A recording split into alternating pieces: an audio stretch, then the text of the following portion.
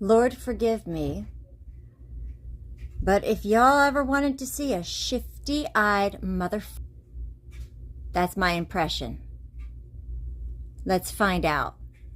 And of course his name is Amir Makhled. Of course.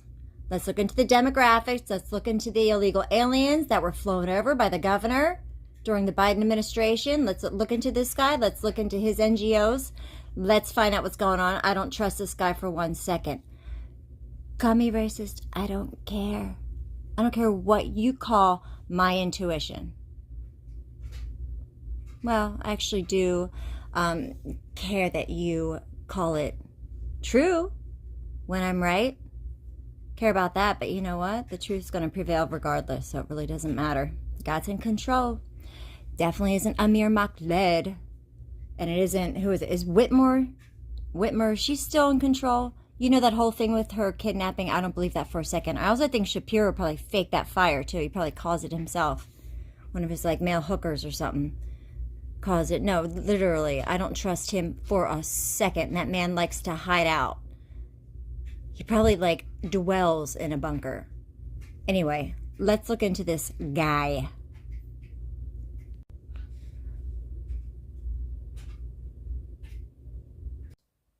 I wonder what's going on over in Africa.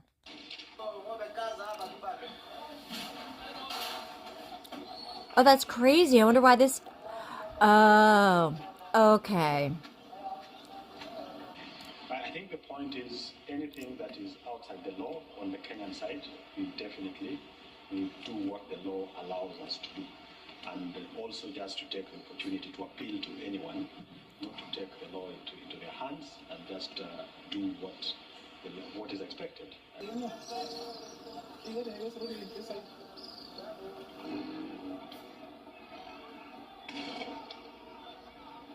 Our officers are competent enough to deal with any situations. If there will be any inconveniences in terms of movement of cargo and people, I believe that the officers at our points of entry and exit must be able to advise those who are moving in a manner that then we don't...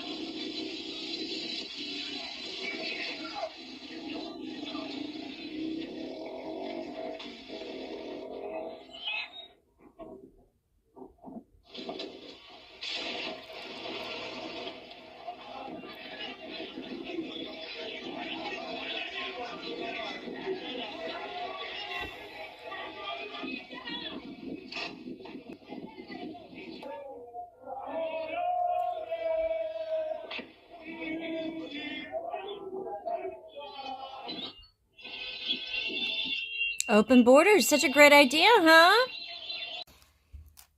Yeah, so again, when we're looking at these democratic states that are sanctuary states that have been flying in military-aged men for years now, mind you, they've been doing this for years, these democratic sanctuary states and these military-aged militant men.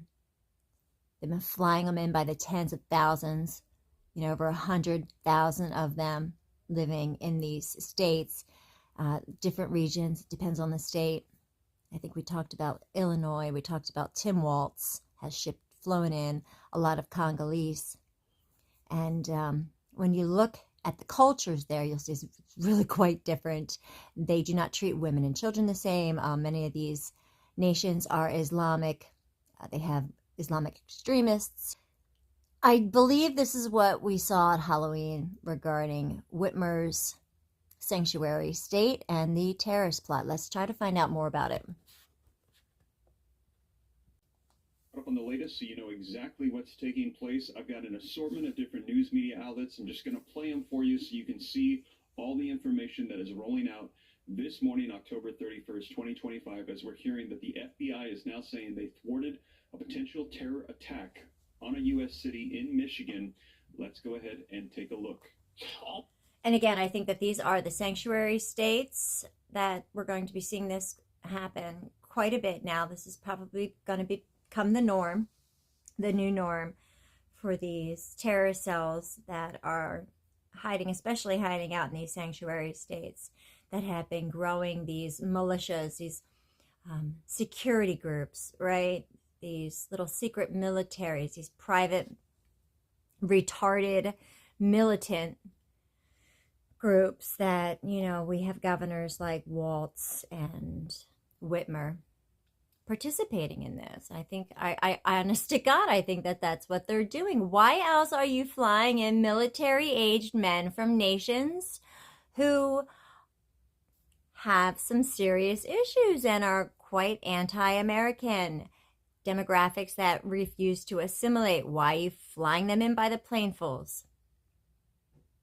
Well, to create your own little military. Of course, your own little terrorist network. So anyway, I believe that's what we're seeing, and we're seeing a lot more of it until the FBI and the government, you know, cracks down and cleans up these sanctuary states. And I have to say, I don't think it's just sanctuary states either. There are like Florida, Texas, some shady stuff, because they were shipping illegal aliens around the nation too. So let's get into this Pumpkin Day terror. All of the latest information here on the FBI saying that a terror attack has been thwarted there over in Michigan, and we now have some new details, news. I want to take you out to the location here. This is actually over in Detroit. The situation itself, though, unfolding nearby over in Dearborn. FBI announced in Michigan related to that potential attack planned over Halloween weekend are tied to international terrorism. Now, a top federal law enforcement source telling that to Fox News just moments ago.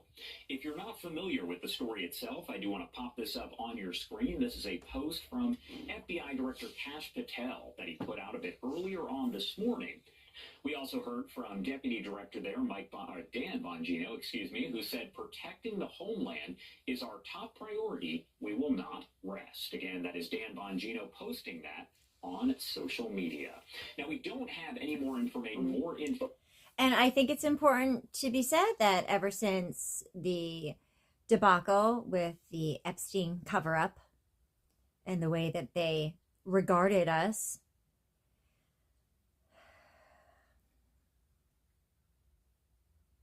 and then followed by the Charlie Kirk psyop, false flag, whatever that was. It's really hard to take anything that they say seriously. However, we have to remember that these sanctuary governors were flying in military-aged men by the tens of thousands, hundreds of thousands during the 4 years of the Biden-Harris administration opened borders. And we don't know what the globalists before them did. I'm sure if we look into it, Obama's 4 years, I'm sure that, or 8 years, I'm sure there were certain demographics that flooded the nation back then. So we really need to take this seriously, I believe. But I also want to note that separately in May, the FBI did say it arrested a man who had spent months planning an attack against a U.S. Army site in suburban Detroit on behalf of the Islamic State group. The man didn't know that he was supposed allies, had allies in the alleged plot that were undercover FBI employees. He does remain in custody and is charged with attempting to provide support to a terrorist organization. The criminal complaint was replaced in September with a criminal quote-unquote information docket signaling that a guilty plea is likely. But again, we are awaiting more information at this point, and we'll bring that to you on Live Now from Fox as soon as we do.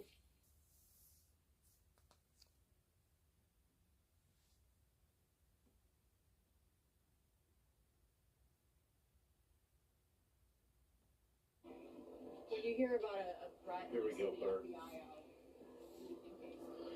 Hey, everybody. Okay, so yeah, I mean,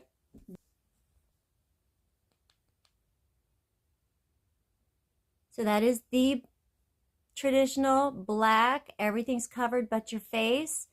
Their noses and mouths are exposed. So, but that to me looks like the women that I have seen over in, what is it, Iran, over in Middle Eastern country, where the women, yeah, it was Iran, because they were not militant there. The women were free to wear dresses and skirts, right? Until women who look like them and dress like them in these black, like covering everything, gear, find them on the streets and try to arrest them and like drag them off the streets. Okay, so those are his neighbors. His neighbors look like the women, the terrorist women over in Iran, dragging other women off the streets because they're not covering every inch of their body except for their eyes. Okay? Just saying, these are the facts. Just the facts, ma'am. I thought this was interesting. This is a picture of the neighbor's backyard. So you see that gray car. Behind that gray car is the house to the right is the suspects. Back there, we've got an FBI guy back there on the phone, as you can see. So, very active. They think that might have been a living area in the back as well. So that's interesting. Here on Horger, right off of Ford Road, right across from Fordson High School. We've got a couple helicopters up in the air checking things out. Of course. So here's an aerial view. It looks like a nice neighborhood. There's a Fordson for reference, so you know how to spell it. So you'd be able to find this easily on Google. But again, this looks like, you know, a clean, nice neighborhood. Anywhere, USA. The American dream. For many. Okay, so there you have it.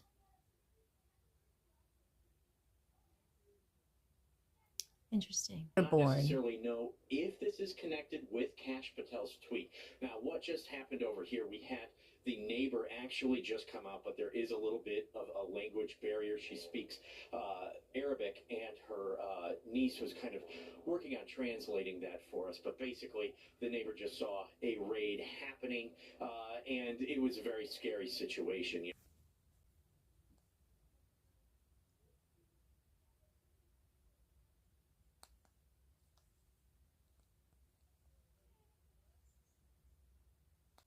The FBI has arrested 5 young people who were allegedly planning a violent attack over Halloween weekend. Arrests were made this morning in the cities of Dearborn and Inkster, just outside of Detroit. I am curious. I just saw something about a young woman or older teen who wanted to show off for her, was it Muslim friends? So she shot up her school. There are these youth cults throughout America. I think a lot, like out in California, out west. And they are on the internet, and they're manipulating young people who are vulnerable to hurt themselves, do these sadistic things to themselves and others, and even kill themselves. Extremism, and law enforcement officials are telling NBC News the suspects had access to guns. NBC News national law enforcement and intelligence correspondent Tom Winter joins me now. So Tom, what more do we know about the plot at this early hour, and how did the FBI learn about it? Right. So the question about how the FBI learned about it is something that we're still reporting out at this hour. That and whether or not they were communicating with anybody is very much a topic of our reporting, and certainly a investigation, something we're going to be tracking closely. But look, we've seen this a number of times before. People get interested in the ideology. It's certainly out there, and it's available online. It is a form of extremism, and it's something obviously that law enforcement takes quite serious. And remember, again, go back to the 60s. Look at my video from the 60s and how the youth were manipulated and turned into extremists. And the weather underground. They started blowing up government buildings. Spread so easily online and on social media even. Catholic Tom Winter, we Marxism. appreciate it. Thank you so much. Catholic liberation theology. The FBI director's public statement really is the only public statement so far, that there have been arrests for a suspected terror attack, and those arrests were made this morning in Dearborn, Michigan. So my thought goes to Halloween. When I think of Halloween, my thought automatically goes to children. Halloween is a child's holiday where children are on the streets in the evenings in large, huge numbers. It's actually the most dangerous time of year for children. More children get injured and I believe kidnapped on Halloween than any other night. So, yes, why Halloween? Concerned about, right? We saw that very recently in the January 1st attack this year, the individual who attacked the crowds, in New Orleans, Louisiana, same thing there, ISIS inspired. So it's very serious. It indicates a desire to inflict mass casualties. Okay, so over in Europe, they have a tremendous problem with Muslims, Middle Easterners, Africans.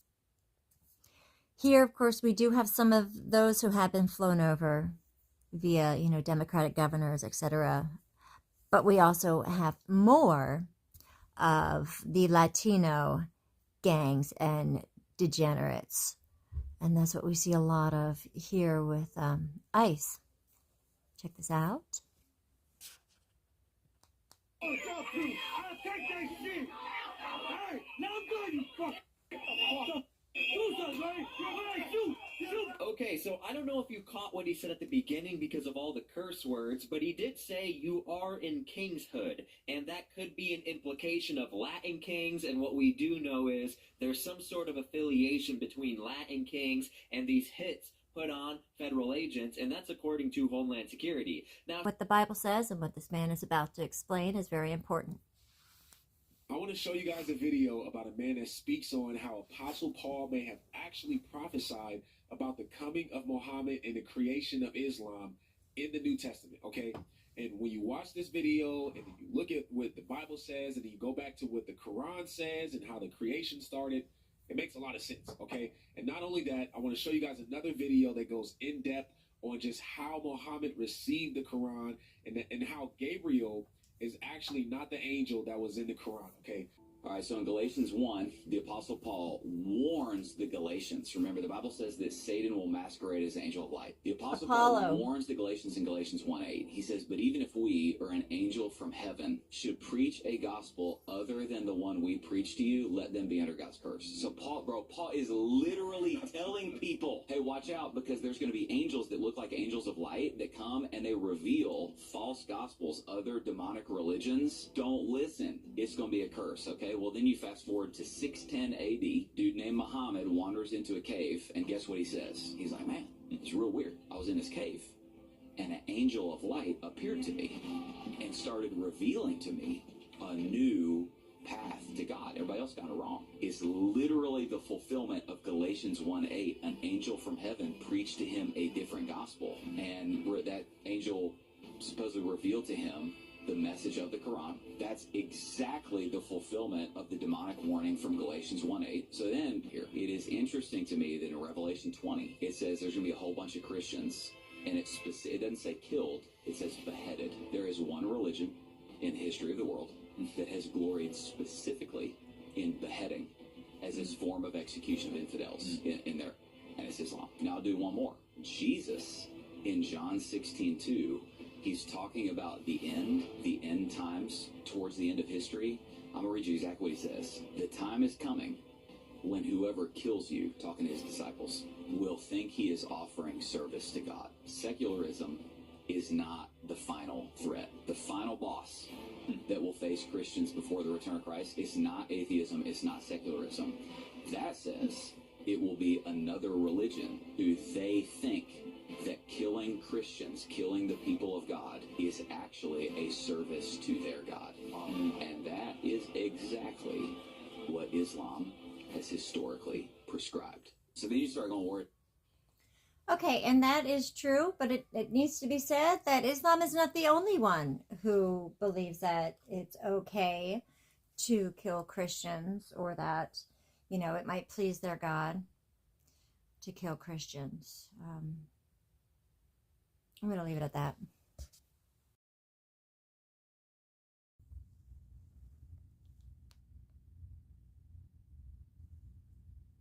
Intelligence channels overseas. Sources say if they've invoked national security classification, it means the discovery connects to something bigger. Maybe ongoing operations abroad, but more likely, operations being plotted on U.S. soil. And so, the mystery deepened.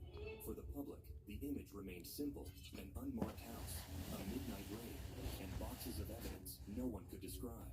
For Washington, it was a moment of leverage and fear, proof that threats could still cross oceans and slip quietly into small-town America. Whatever the truth inside those sealed boxes, the political machinery had already moved into motion, a mixture of victory lap and quiet panic, waiting for the next headline to break the silence. After the cameras left Lafayette, the case moved into federal courtrooms. Mahmoud Amin Yaqub al-Muhtadi was transferred under heavy security to the St. Martin Parish Correctional Center, where he remains in federal custody. He's being held at the St. Martin Parish Correctional Center pending another court appearance slated for next week. Court records show he faces 2 confirmed charges: visa fraud and providing false statements to obtain legal residency. But the real story, what's listed in the classified annex, has never been read aloud in court. At his first appearance, al-Muhtadi denied all allegations. He said he came to the United States to work and live peacefully. Today in court, he repeatedly said that he was innocent and requested better jail accommodation. Federal prosecutors moved to designate the case as a special security proceeding, a rare classification typically reserved for terrorism or espionage trials. In Washington, a senior Justice Department official told reporters that further charges are under consideration. Although State Attorney General Liz Murrow indicated she believes the suspect should receive the death penalty if possible. When pressed on whether those charges involve terrorism statutes, the official did not provide further details. The FBI has declined to give any additional information on this case. For now, the man accused of helping carry out one of the most infamous attacks in modern history sits in a Louisiana cell, awaiting a trial that may never be fully public, and somewhere in a secure facility, possibly in Quantico or Langley. The hard drives taken from his home remain under federal analysis. Whether they contain propaganda, communication logs, or something that links Louisiana to Gaza's battlefields, only a handful of people know, and none of them are talking. The federal silence is almost total. Right here, this house right here. Look in the background, you see the shed with the water heater or the curtain or whatever that is, the same thing that we saw earlier in the video of that house that the FBI was at. Remember, across the street from the high school. They reported that the newsman reported that he saw the FBI removing boxes and computers and things, right? Well, here we go. Now we have that photographic evidence. No photographs, no evidence list, just the promise that the material seized concerned national security interests. It's the kind of phrase that can mean everything Penelope. or nothing. Mahmoud al-Muhtadi may go down as one of 2 things: a hidden conspirator caught in time, or a man swallowed by the machinery of suspicion. Okay, now let's just get a little bit more of a background for you. I thought I was going to start it sooner. I must have hit the wrong button. Okay. Questions only deepened. Why was a man accused of fighting in one of the most brutal attacks of the century living quietly in Louisiana? And what exactly inside that house required federal agents to seal the evidence? So he's related to the Hamas October 7 attacks in Israel, the attacks that Israel supposedly knew about, according to Egypt. Egyptian intelligence warned Israel of the attacks, and it would appear that Israel allowed them to happen.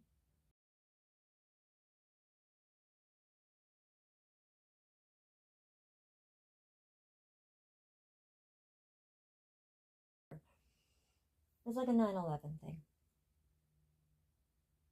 Whatever was found, It was enough to elevate the case from immigration fraud to counterterrorism, and enough to ensure that, for now, the details stay buried behind black ink and federal silence. Within hours of the raid, the silence became its own message. The FBI refused to release photographs from inside the house. The Justice Department confirmed an arrest, but declined to list the evidence. In fact, every question asked about the case was met with the same phrase: ongoing national security investigation. As for my ongoing investigation, there's not much I can say. In Washington, that phrase carried weight. By midday, Attorney General Pam Bondi appeared at the Justice Department, flanked by counter-terror officials. She promised to protect the homeland of Israel from anyone who participated in the atrocities of October 7th. But when follow-up questions were asked about the evidence, she expertly sidestepped it, instead giving a vague answer about certain evidence needing to be analyzed under federal security protocols, so as not to compromise this investigation.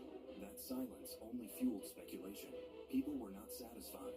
They parsed every word of the press release, wanting to know if the Lafayette discovery meant Hamas networks had reached American soil. But not everyone wanted it public. Former counter-terror officials warned that revealing details too soon could compromise intelligence channels overseas.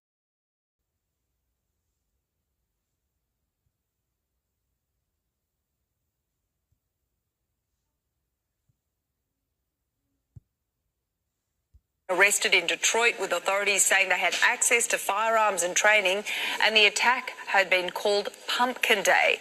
The alleged plot is believed to have been inspired by ISIS and had links to international terrorism.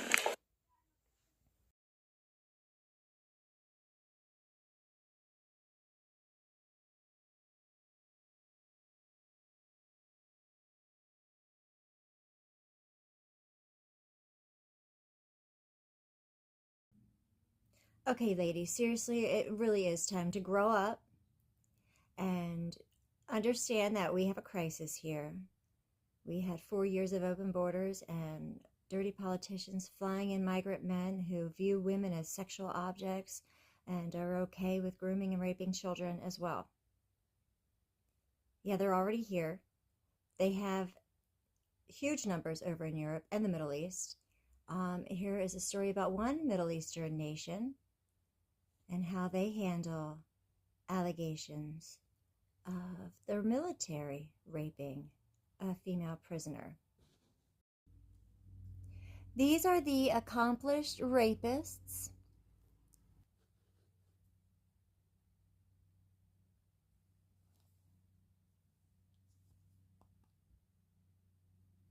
Honestly, I've tried the new bearskin hoodie, and here's the truth. It's 340 grams per square meter, heavyweight bearskin. By the video, and there were bipartisan outrage.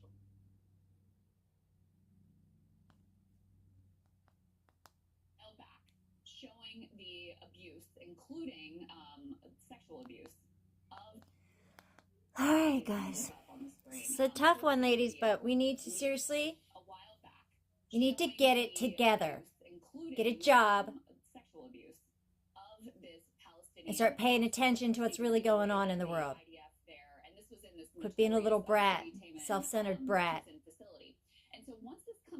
You're going to destroy everybody because you don't want to work. Knock it off. What you saw there was a riot broke out. A right to rape riot broke out in Israel, including some politicians from the governing coalition and the ruling party who were involved in this, who were not. Okay.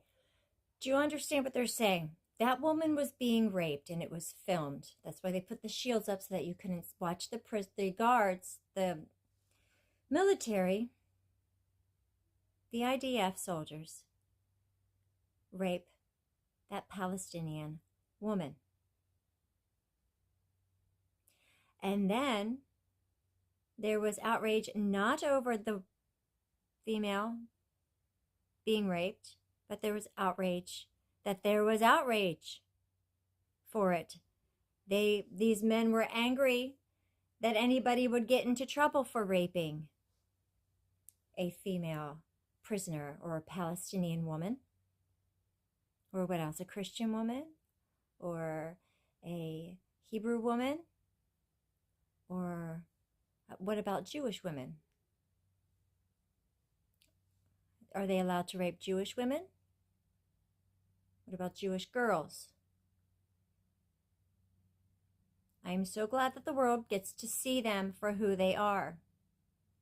Netanyahu, all eyes on you again. You do not know how to lay low. Hubris. Let's find out what's going on in Israel. Not upset about the abuse. No, of course they weren't upset about that. They were upset that there might be any sort of charges and accountability, even some like sort of bogus sham investigation, which is what it has totally turned out to be. They were horrified that there would be any recriminations against anyone that was involved with the literal sexual abuse of a Palestinian prisoner that they call us shiksa. Okay, these are the elitists in Israel. Do I believe every Israeli views Americans and American women as shiksa, like they can do whatever they want to us, including rape us? No, I don't think they're all like that. But I think far too many are, and apparently the ones who run the government are, and that doesn't surprise me because we know that they've been committing genocide for months, whatever, a year now. They're sick.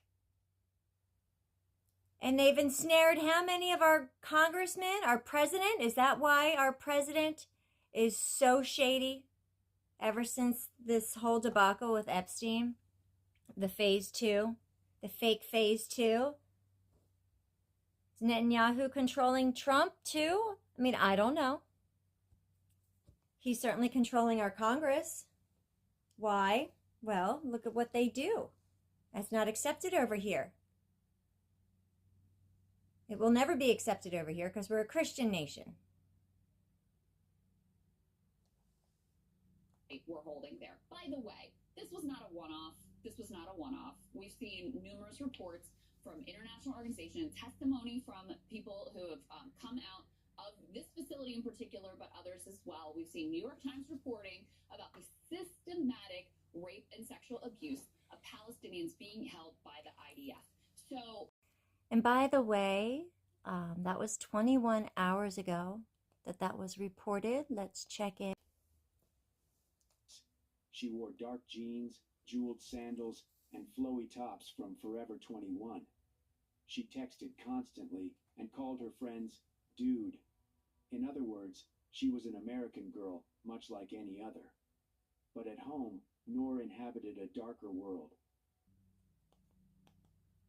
Authorities in Israel have detained the Israeli military's top lawyer, a two-star general, and accused her of leaking video that allegedly shows Israeli soldiers assaulting a Palestinian detainee.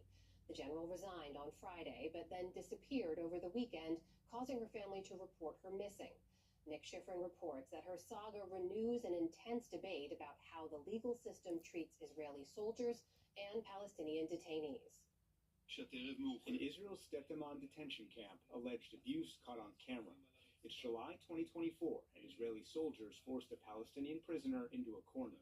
In footage aired on Israel's Channel 12 behind riot shields, the prisoner is allegedly sexually assaulted. The abuse goes on for several minutes.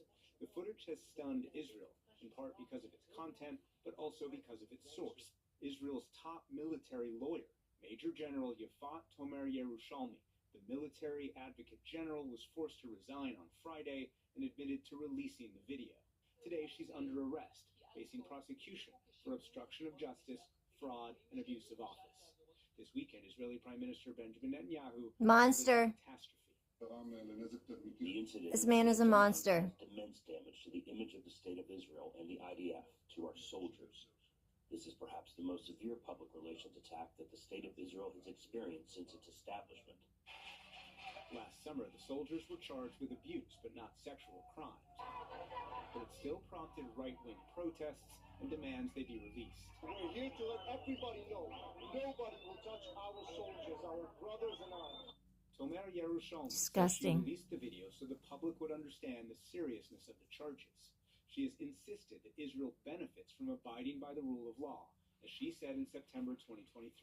The IDF's international legitimacy efforts are greatly benefited by the aura, the protection with which the justice system provides it.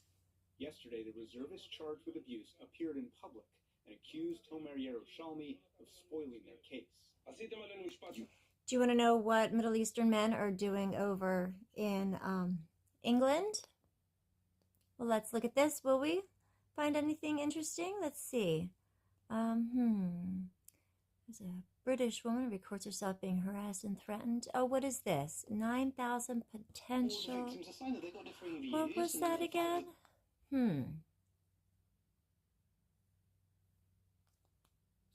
Chillingly, 9,000 potential rape gang cases have been reopened in London. I'm not going to let this go, Mayor Sadiq Khan, because I think this is a disgusting cover-up of the rape of children in London, and I think it's more prolific here in the capital than anywhere else in the country. And you know this is only happening. These immigrant, migrant, military-aged men that they're bringing over are only getting away with raping children because that is what they do. That's what their leadership does. We know the royals do it. Somebody needs to seize that castle and find out what's going on underneath there, because it's said that they keep children in cages. They do experiments and all kinds of horrible things. That shouldn't be allowed to go on. Look into this international court investigation. Okay, it's not just Andrew. Nope.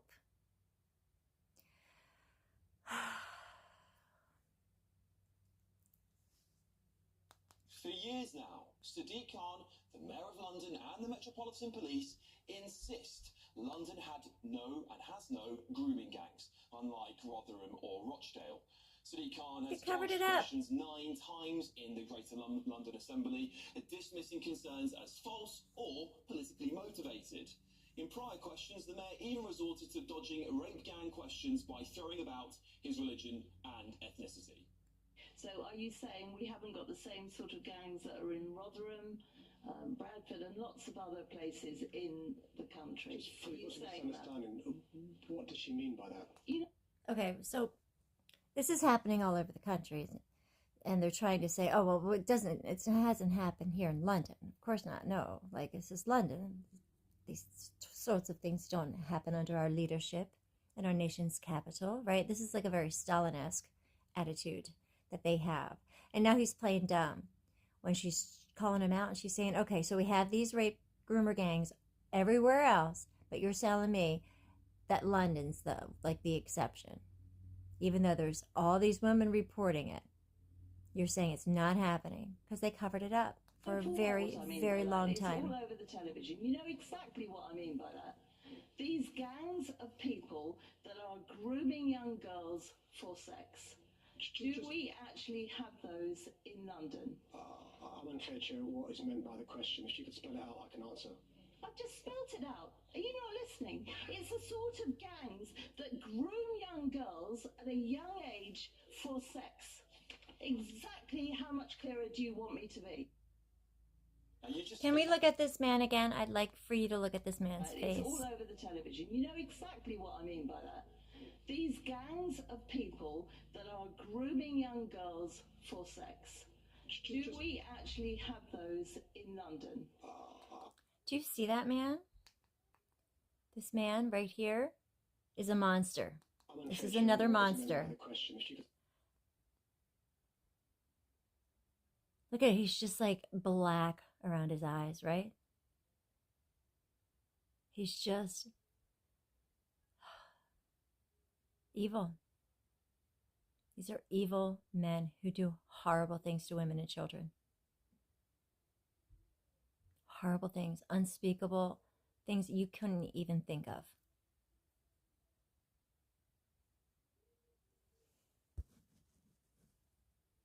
Years for murdering a bank customer totally at random shortly after angrily complaining about his refused asylum application. Another day in modern Britain, another day of chaos. Let's now speak with G News' Homeland Security Editor Mark White. Mark, an astonishingly random and brutal killing in a town I know well, Derby. It just takes your breath away. Okay. appealing that decision. You can see him there in Derby city centre. He had been on that day of the murder on May the 6th this year. He had been drinking a large quantity of alcohol. He phoned up a migrant charity helpline a number of times, making threats that he was going to kill 500 people, that he wanted to target doctors and police and Home Office officials. Well, in the end, he didn't kill any of those, but he went to a branch of the Lloyds Bank in Derby city centre, where in the queue waiting to be served was Govinder Singh Johal, a local man in Derby who went by the name of Danny to his friends. Hebi Abdurrahman Noor went up to him and stabbed him in the chest. You're looking there, incidentally, at images of Habib Abdurrahman Noor being arrested later that day.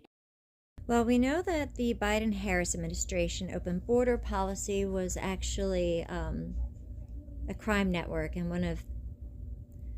one of their operations was child trafficking.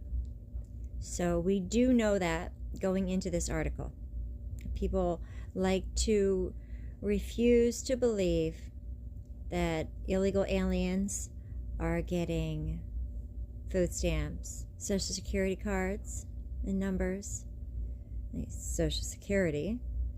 They're getting housing, they are getting insurance, they are getting cash, and we're talking about over 10 grand a month in cash. So we know a lot going into this article. Context and concerns. This detention follows a memorandum on March 22nd by President Trump to the Departments of Justice and Homeland Security. Now remember, the former Commissioner of Immigration and Naturalization was impeached because of these open border crimes. This crime network, Biden-Harris crime network. So, again, issued on March 22nd by President Trump to the Departments of Justice and Homeland Security, urging law enforcement agencies to seek penalties against attorneys contributing to rampant fraud and frivolous claims in the immigration system. And this is very, very important that President Trump did this. This is why President Trump was elected, because people knew we needed to close the borders if we wanted to maintain our republic. And unfortunate for many of these people who are actually contributing and not taking, but as it turns out, this is not the majority, unless 40 million illegal aliens live here. It's not the majority, because now we know that over 20 million non-Americans are receiving these benefits paid for by tax-paying Americans, of course. So this guy is involved with rampant fraud and frivolous claims, possibly involved with these crimes, this criminal network. Now it says he's Arab American, so he's not even American. What's up with that? Arab American. Is he first gen? How did he get here? I don't understand what's happening. We got to look into this guy even more, right?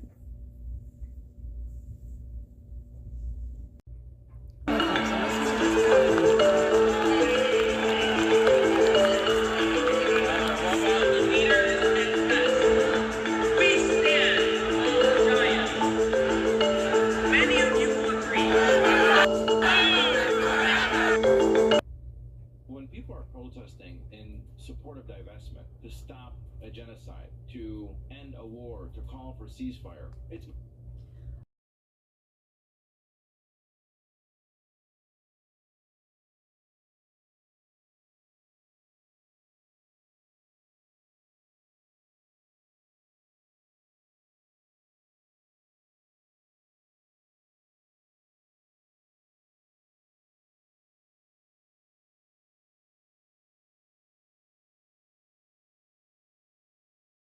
What are you talking about?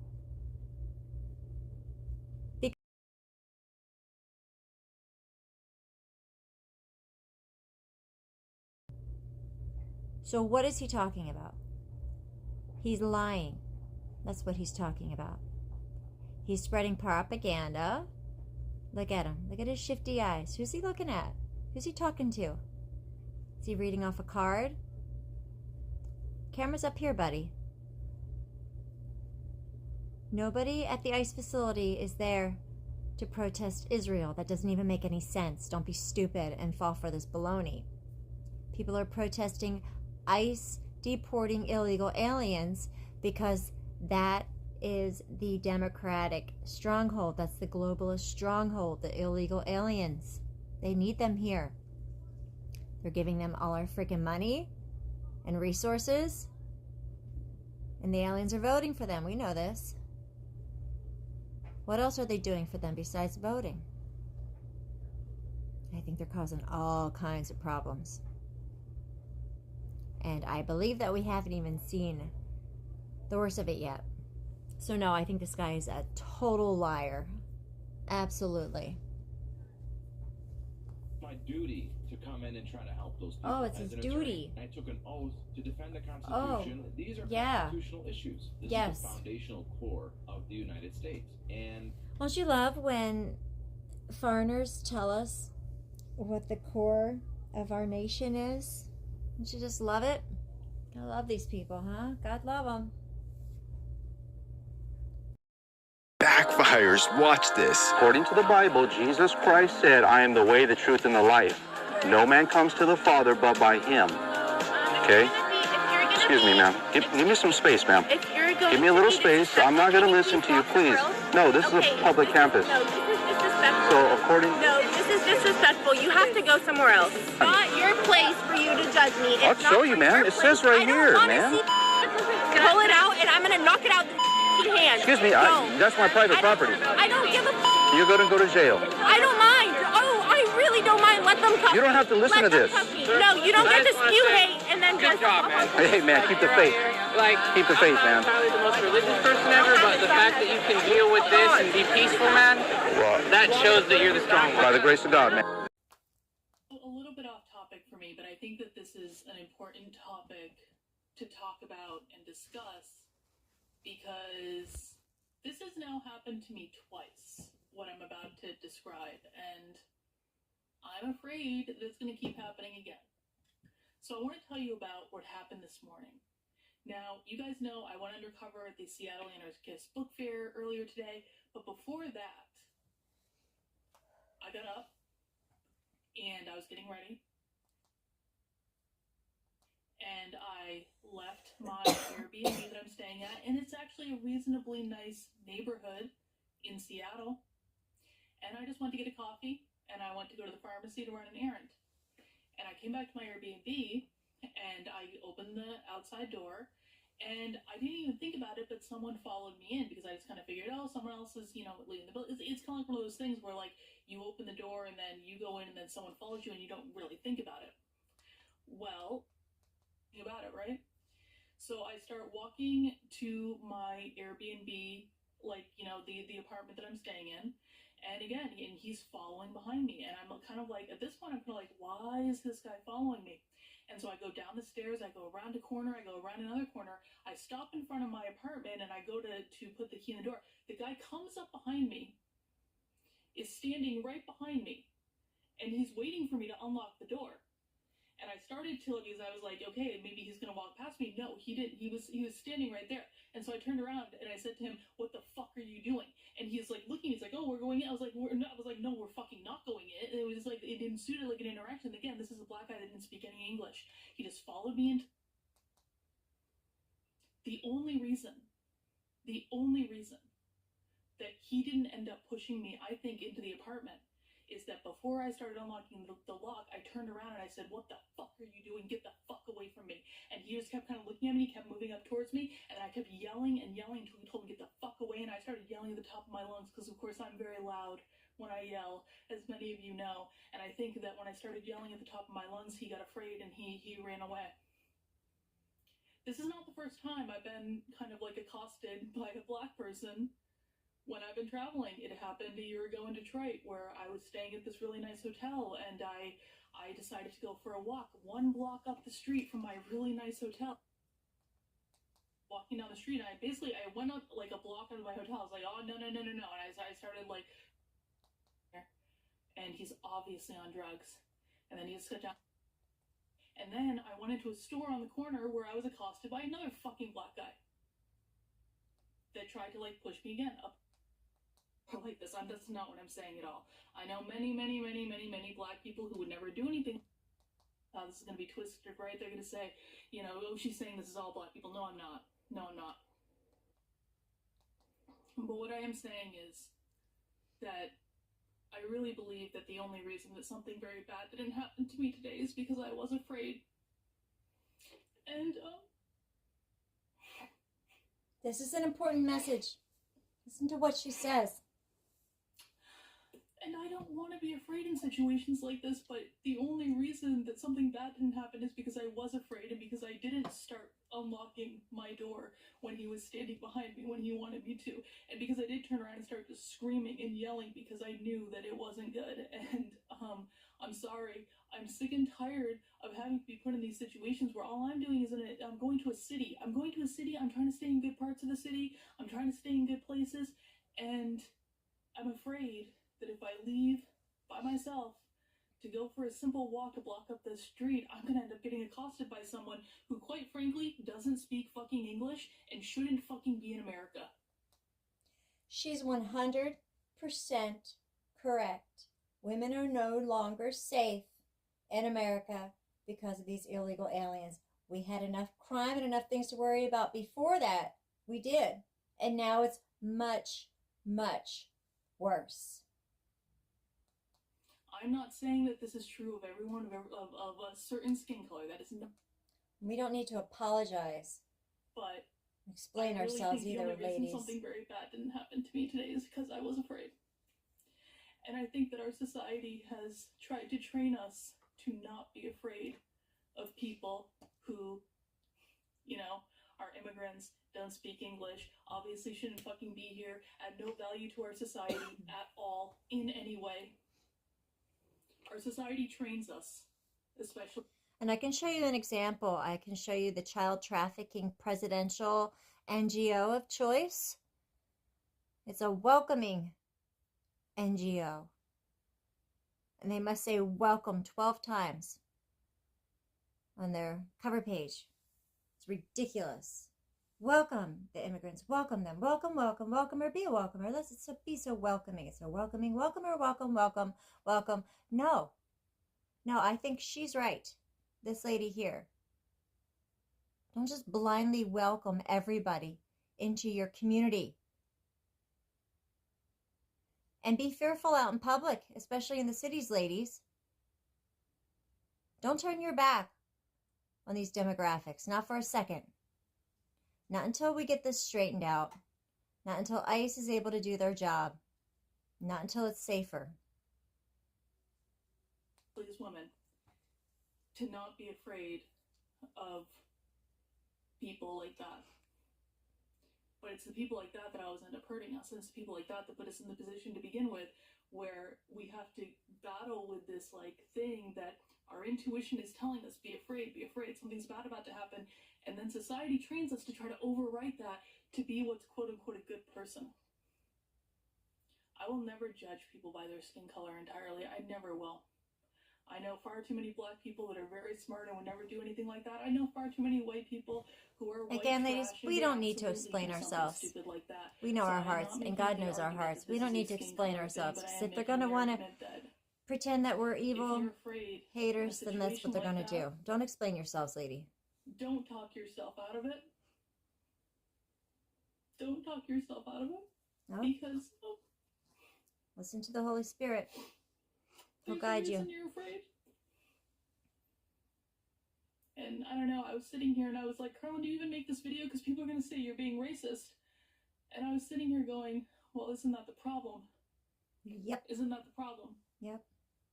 Isn't that the problem? Amen. I literally can't talk about the fact that I literally was almost accosted, pushed into my Airbnb by a black man who didn't speak fucking English, who came up behind me and was waiting for me to unlock the door so that he could do whatever the fuck he wanted. And she's worried about talking about it publicly because of all the retards in our society who want to pretend that there's different races and certain races are superior. It's all bullcrap.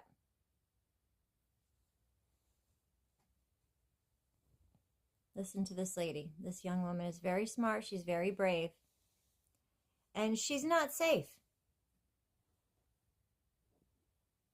And she's not the only woman who's not safe. You have to understand that throughout America, women are not safe in general because of what these insane Marxist, Catholic Marxists throughout our society have done and continue to do to this day. And yes, of course, they are mostly liberal, democratic voting women, and they have a serious problem. And they need tons of prayer because they are making this nation very dangerous for women and children. These liberal women are causing great instability and great danger for other women and children throughout America. And we need to take it seriously. We need to take these Democratic governors seriously as well, because they're flying in these men who rape women and children. They're flying them in. These military-aged men. These governors are flying them in. It needs to end. They need to be found. They need to be deported. And we need to make America safe again. And we need to prioritize children and protect women again as well. God bless this young woman. Why can't I talk about that? That happened to me this morning. Why should I feel like I can't talk about that? So I'm making this video because maybe some people need to hear this. I know there was a time I did. I know there was a time when I needed to be told, Carlin, it's okay to be afraid, and it's okay to allow your survival mechanism to kick in because it's there for a reason. And I think that oftentimes when people find themselves in situations, it's because they're overriding their own survival mechanism. So don't do that shit. If you're afraid, you need to do something about it. And you need to not tell yourself that you shouldn't be afraid just because society tells you not to be afraid. Sometimes there are reasons to be afraid. And it's your body trying to tell you, you are in danger, danger, danger, get the fuck out. I think it's God. But hey, whatever you believe, the message is the same. When I first started doing brows in Beverly Hills,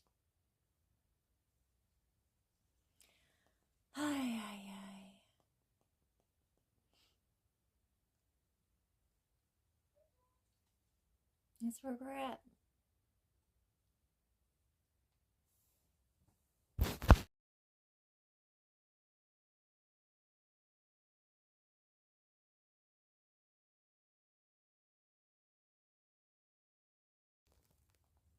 Welcome to the show. I don't know about you at the moment. I'm just feeling like so emotional about what's happening in Britain, what's going on our streets, seemingly every day just feels totally out of control.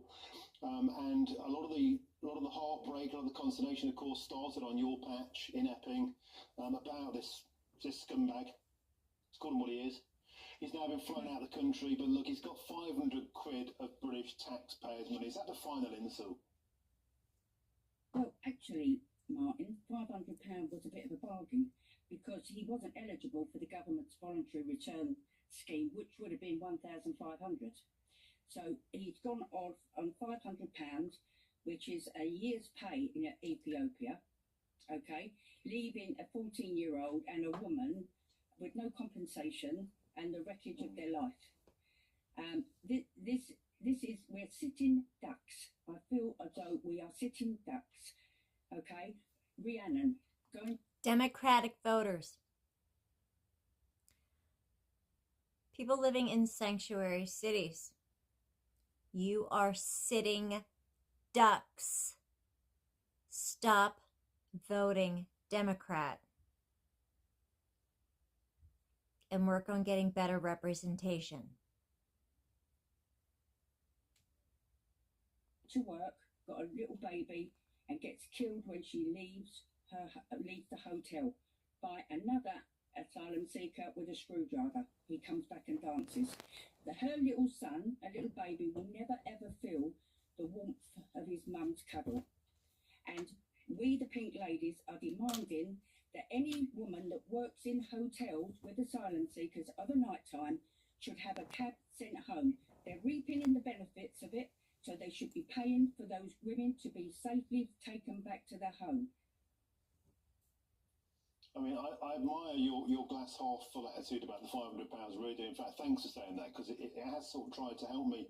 I've been trying to make sense of this all morning. I still find it very, very difficult to grasp the concept that somebody can get a single penny of money for it. It's not the government's money, it's our money.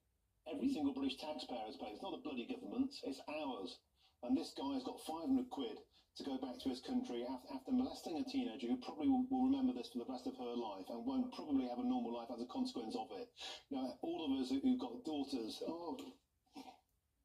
have just had enough of this. We've just had enough. Right.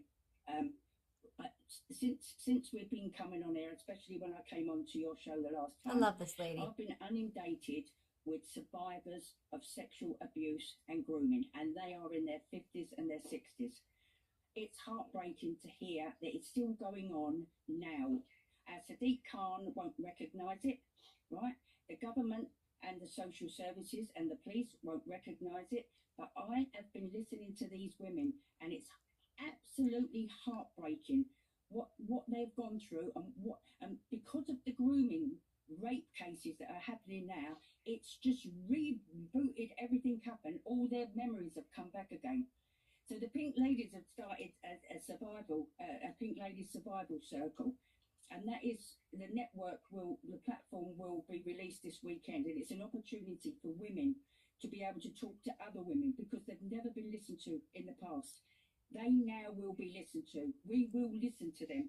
And I will kick doors down. If I know a child is weeping in a pillow behind a door, I will kick it down. Do you understand, ladies? This is what we need to do. We're going to start doing this now. Look into Pink Ladies near you, because this is going to explode. Women need to stand up.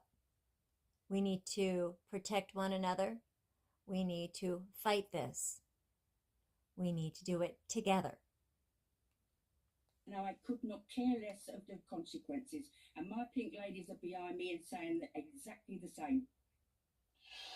Lorraine, you know, people have just been, one of the unintended consequences of all of this is people like yourself have been called far right and racist, and I just think that's also a terrible, terrible... These are the women who got us ladies voting rights, by the way. They were suffragettes. They were English ladies. A little bit of history about our culture and the kind of women we are. So you stand behind us and everything's going to be okay. Violation of your human rights. You know, all you're trying to do is stick up for what's right and for what's wrong. Or stand beside us. Kicking the door down. I entirely understand the sentiment. Just don't stand in our way. Go on. Martin, what really, really, really gets to me, and the government has got to listen. When they're in a hotel, they're all together, okay? When they start getting put out into HMOs, they're amongst the community. You don't know where they are. I believe, and I'm not too sure of this, but you can check it out. The guy that killed the man yesterday was in a HMO in the same street. And remember, it's not just their men. A lot of these scammers that we see over in Europe, a lot of the pickpocketers, they're women. Okay, don't think that their women are all innocent. Some are, many are not. And we are living with these people, and we are sitting ducks. And it's getting where you're looking over your shoulder. You don't want to go out, but you have to go out, and your children can't play. They are ruining our quality of life. And I want to know what people are going to do about it. Okay. And it's the same for that young woman that we just heard prior to this. She just wanted to run some errands. How many times did she get accosted just wanting to run an errand? outside of where she lived or where she was staying. It's a disgrace. Lorraine Kavanagh These people don't belong here. Group, we have to leave it there. And just to add, I don't think we do know the immigration status of the individual yesterday. We shouldn't speculate on that. It's a live case. They can't stop hurting women and children. I really appreciate your time. Breaking our laws. They don't belong here. Thank you. Lorraine. Thank you. In case winter weather is... So let's get them out.